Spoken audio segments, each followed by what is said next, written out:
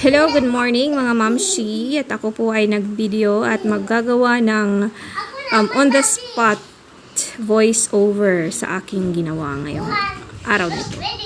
Ako po ay nagigisa ng, adobo pala to, adobong talbos ng kamote. So, una, gisahin yung bawang at isunod ang sibuyas.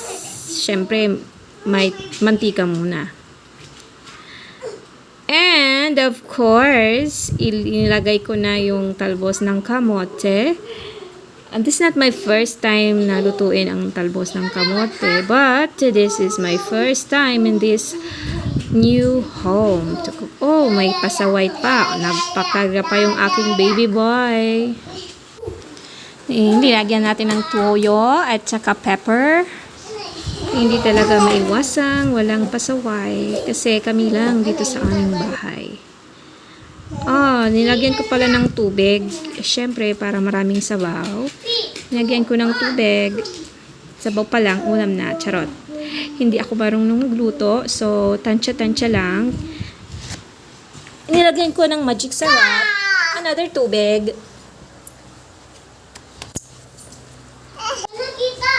Tikim-tikim pag may time. Pakarga na liwatan akong baby boy. Ngayon nga, kahit nag-voice over, ay mayroon nito magkulit, kaya maingay yung voice over ko. Tikim-tikim, kung tama na ba ang asin. Hindi pa, dinagyan ko ng magic syrup ulit. Ay, ganun talaga pag hindi marunong magluto, tikim-tikim lang, walang measurement, exact measurement. Next time, pwede na tayo mag-exact measurement kung baga dati na tayo.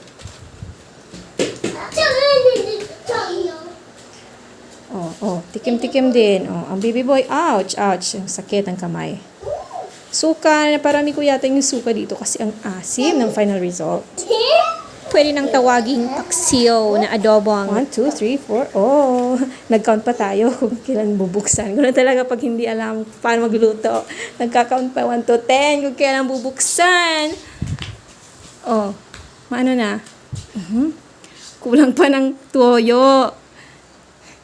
Baby boy, nagtitinay na. Yes, kakarga ko si baby boy. Ay, nako. Ang hirap talaga maging single mom. Charot! Baby boy is karga. Hello guys, today I'm vlog to baby boy. May kanin pa dyan. Diba? Baby! Mommy. Tama na ba? Hoy, mommy, pag vlog ikaw. I think so. Mommy, ikaw pag vlog